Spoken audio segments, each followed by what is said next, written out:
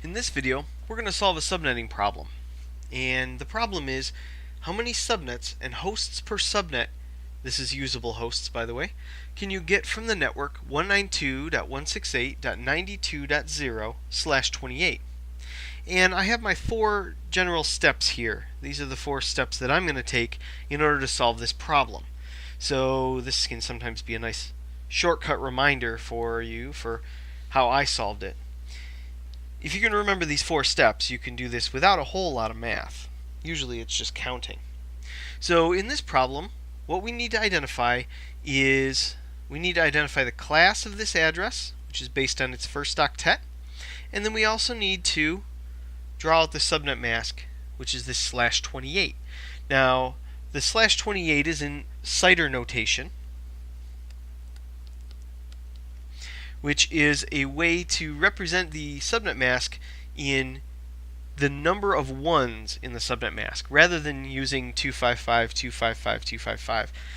It just is a lot quicker in many ways, and it also lets you more easily break away from the classful style of addresses. It's a much shorter way to look at it, and if you haven't seen this before, get used to it, because this is the way we're going to see things in IPv6.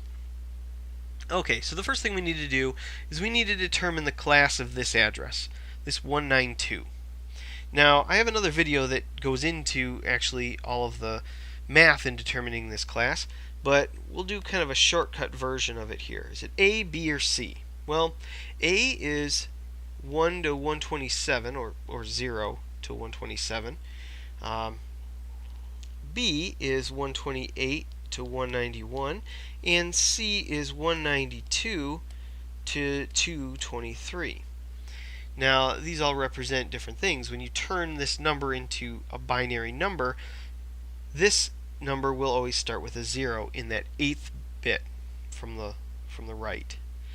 The one that's worth 128, that 8th bit is always a 0.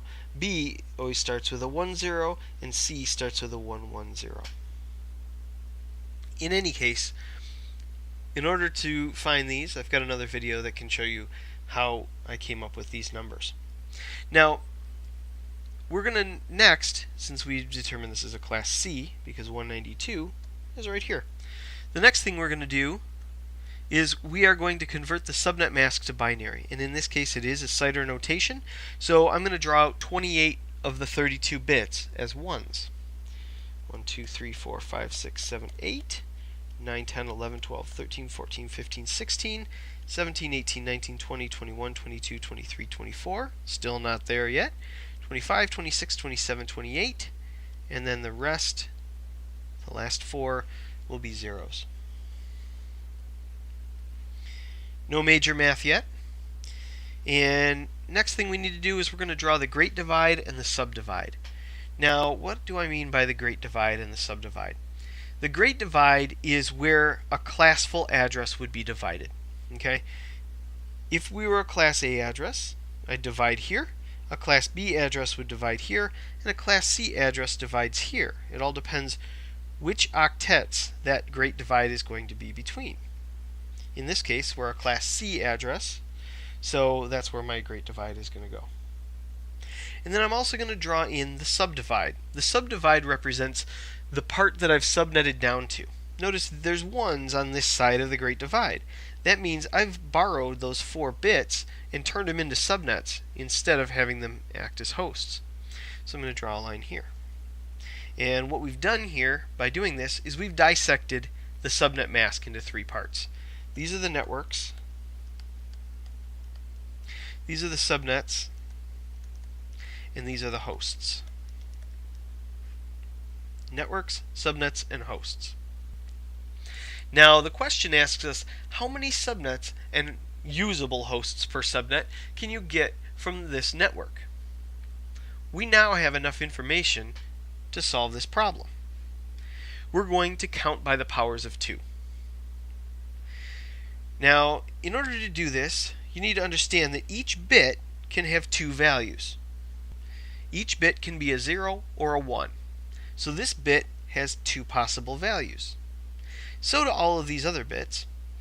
But once I bring in a second bit, and I use all of the combinations of those 2 bits, I have 4 possible values when I use 2 bits. I could do 0, 0, 0, 1, 1, 0, or 1, 1.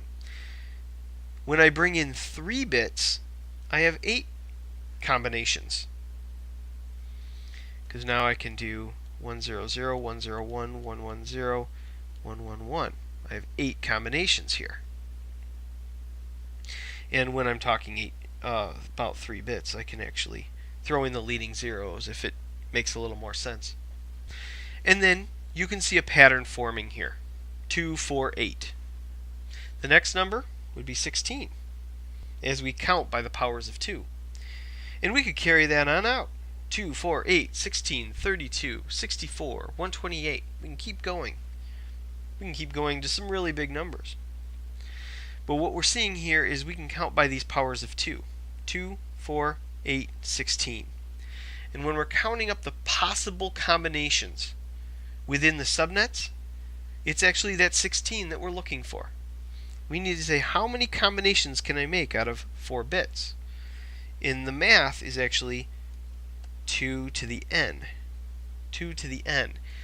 Now the n represents the number of bits. So 2 to the 4, if you're using a calculator, you can toss 2 to the 4 in there and you'd get the number 16. But what if you don't have a calculator handy? Just count by the powers of 2. 2, 4, 8, 16. 16 possible subnets in this subnetted network. Now how about the hosts? The hosts looks like it's going to be the same thing, right?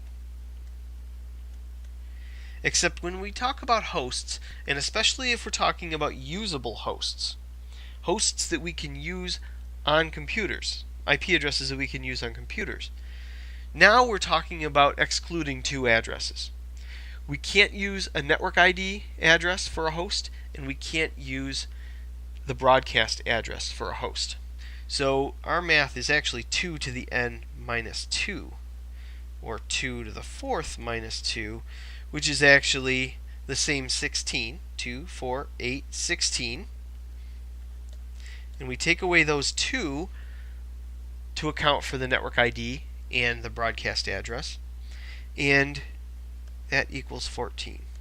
So I have 16 subnets and 14 hosts. And that is my answer to this problem.